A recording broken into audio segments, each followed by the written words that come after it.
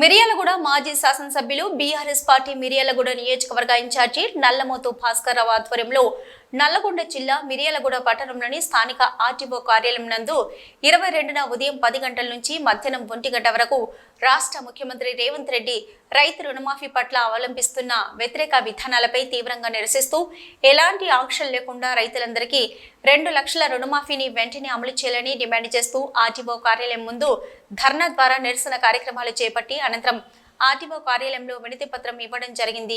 ఇట్టి కార్యక్రమంలో BRS party ప్రజాప్రతినిధులు, కార్యకర్తలు, పూర్తి స్థాయిలో రుణమాఫీ కాని రైతులు, బీఆర్ఎస్ పార్టీ ముఖ్య శ్రేణి నాయకులు, బీఆర్ఎస్ పార్టీ అభిమానులు, బీఆర్ఎస్ పార్టీ నియోజకవర్గ వ్యాప్తంగా ప్రధాన కమిటీ అధ్యక్షులు మరియు అన్ని విభాగాల అధ్యక్ష కార్యదర్శులు పెద్ద సంఖ్యలో హాజరై ధర్నా నిరసన కార్యక్రమంలో పాల్గొనడం జరిగింది.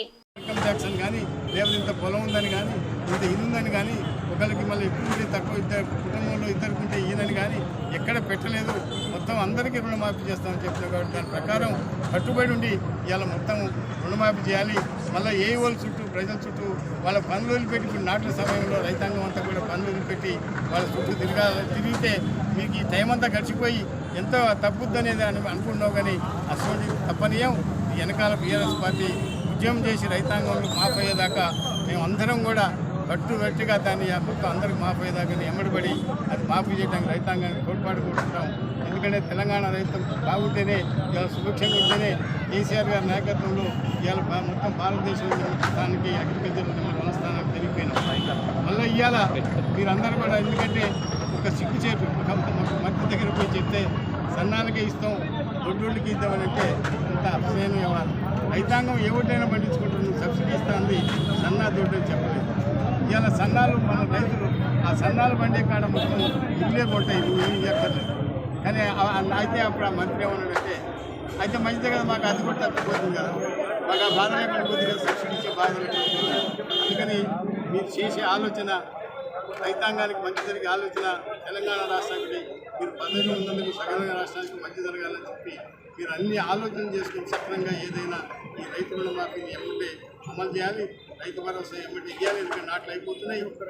ప్రతి ఒక్క రైతుకి ఇవ్వాల్సిందే. దానికి ఏమి అడ్డంకులు పెట్టకుండా మీరు రైతులను ఆదుకుంటే ఇవాళ సుభిక్షంగా తెలంగాణ రాష్ట్రం మళ్ళీ భారతదేశంలో నెంబర్ 1గా అవకాశం ఉంది. కాబట్టి నువ్వు ఒకలా చేయకపోయినా అది అయ్యేదాకా మా బీఆర్ఎస్ పార్టీ ఉన్నట్టుండి మా రైతాంగాలందరూ కూడా మరి రుణమాఫీ అయ్యేదాకా ఎమ్మటి చేపించడానికి సిద్ధంగా ఉన్నాం. ఏ ఉద్యమానికి తగ్గేది లేదు. ఇప్పటికే చాలా కేసులు పెట్టావు, ఉద్యమం చేసే వాళ్ళందరి మీద కేసులు పెట్టావు. అయినా కూడా కేసును భయపడి వెనక్కి పోయేది లేదు. రైతు రుణమాఫీ అయ్యేదాకా ఎమ్మటిస్తామని చెప్పి జై కేసీఆర్, జై తెలంగాణ. లేక ఇలా ఓడిపోయినారు. అది మభ్యపెట్టడానికి అనేక రకాలైన కారణాలు చెప్తూ వాళ్ళకి ఆయనకే నేను చేసిన అని సంతకం పెట్టిన చేసిన అని సంతోషపడుతుంది. కానీ అదే బట్టి విక్రమార్క గారు 7,500 కోట్లు ఇచ్చినారు, స్టేట్మెంట్ ఇచ్చినారు. మన ఉత్తమ్ కుమార్ రెడ్డి గారు 12 లక్షలు రాలేదన్నారు. అసలు తుమ్మల నాగేశ్వర గారు 42 లక్షలకి 22 లక్షలు ఇచ్చినామంటున్నాడు. అవన్నీ కూడా కొన్ని సాంకేతిక కారణాలు.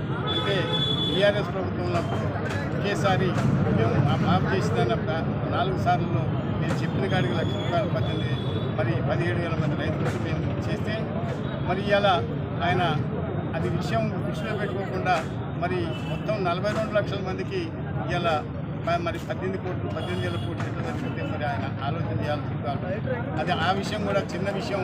ఒక ముఖ్యమంత్రి లెవెల్లో మీకు ఇది ఆలోచన లేదా, మంత్రివర్గానికి ఇది ఆలోచన లేదా? ఇప్పుడంతా కాపాడుకుని అని చెప్పి ఇది తిరుగుబాటు చేసి వాళ్ళందరూ ఏం చేస్తారు, దీన్ని మభ్యపెట్టడానికి ఇంకా తప్పులను ఒప్పుకోలేక ముఖ్యమంత్రి గారిని ఒప్పుకోలేక మంత్రులందరూ తనవాళ్ళు బుధాన్ని వేసుకొని ఇంకా ఎక్కువ అబద్ధాలు ఆడుతున్నారు.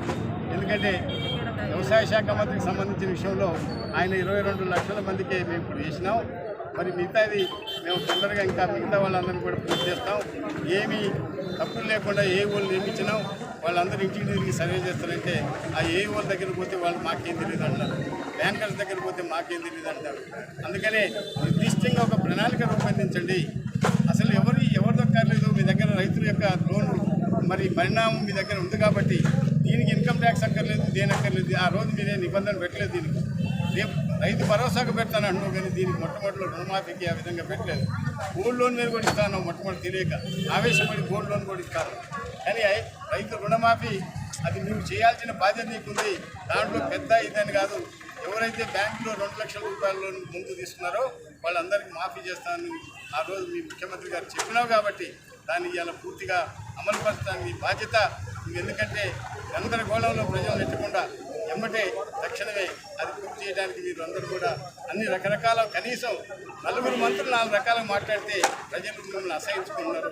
అందుకని మీరు దాన్ని చేయండి. లేని పక్షంలో నువ్వు మాట ప్రకారం నువ్వు మాపు చేయలేదు కాబట్టి నువ్వు రాజీనామా చేయి. హరీష్ రావు గారు మాపు చేయించారు కాలేదు కాబట్టి నువ్వు చేయలేకపోయినావు కాబట్టి నువ్వే రాజీనామా చేయాలి. హరీష్ రావు గారు ఆ రోజు ఆగస్టు 15 సంతకం పెట్టి డబ్బులు వేయకుండానే హరీష్ రావు గారు రాజీనామా చేయమంటే ఆ రోజు నేను చెప్పాను, అయ్యా ఇదంతా ఎందుకు, మీ యొక్క ప్రభుత్వం మొత్తం రైతులకు ఎంత మాపు చేసిందో కొంత నిర్దిష్టంగా చెప్పి బ్యాంకుల్లో తెప్పించుకొని నిజంగా నీది అమలు అయితే కనుక నేను హరీష్ రావు గారు పాల్పడుకుని రాజీనామా చేస్తాను చెప్పి నేనే ఇష్టం చేస్తున్నాను. కానీ దానికి ఎవరు కూడా ఉప్పు పలుకు లేకుండా ఇలా పక్కాగా ఓడిపోయినట్టు ప్రజానీకానికి పాత్రికేయులకి అందరూ కూడా మీడియాకి అందరికీ తెచ్చిపోయింది. ఎందుకంటే చేయలేదనే సంగతి. అందుకని ఇలా హరీష్ రావు గారు ఈ విజ్ఞత వదిలిపెట్టి ఇలా అన్ని దేవుళ్ళకు నువ్వు ముఖ్యనవు కాబట్టి ఇలా యాదగిరిగుట్టలో అయ్యా ఆయనకి ఒక మంచి మరి బుద్ధన కలగజేయి, పిచ్చి మాటలు మాట్లాడకుండా ఇక దాన్ని క్షమించడానికి మేము మాట ప్రకారం ఇవ్వబడ్డామని ఇలా దేవుడి దగ్గర కూడా పోవడం జరిగింది. అక్కడ ధర్నాలు. అందుకనే రైతాంగం ఎప్పుడైనా ఇప్పటికైనా మీ యొక్క మంత్రులందరూ మాట్లాడి అపశపాలు అయ్యే బదులు ఉన్న విషయాలను కనుక కరెక్ట్గా మరి మీరు చెప్పి ఇచ్చేస్తే మీకు మర్చిపోతుందని చెప్పి ఎందుకంటే ఆ విధంగా చెప్పకపోతే మరి రైతాంగం గందరగోళం పట్టుకొచ్చి వ్యవసాయ రోజులు పనుల్లో నిమగ్నమైనారు. ఈ బాకీ కోసం అని చెప్పి వాళ్ళు వ్యవసాయం మొదలుపెట్టుకొని మరి అక్కడ అందరి దగ్గర తిరగాలంటే సాధ్యం కాదు. మేము ఎవరిని అడగలేదు, నీకు రైతు భరోసా చేసిన బ్యాంకులలో మనం మాఫ్ చేసినా మేము డైరెక్ట్గా బ్యాంకర్స్ దగ్గర నుంచి లిస్ట్ తెప్పించుకొని చేయడం జరిగింది. కాబట్టి మరి రైతు బంధు అయితే ఆ రోజు వేసి వాళ్ళకి మెసేజ్ కూడా పెట్టడం జరిగింది. నువ్వు కూడా నీ దగ్గర లెక్క ఉన్నది, ఆ లెక్క ప్రకారం నువ్వు రైతు రుణమాఫీని చేసి వాళ్ళకి తెలియజేయాలి. కానీ వాళ్ళు దరఖాస్తు పెట్టుకునే దానికి నువ్వు మొట్టమొదట సంతకం పెట్టినప్పుడు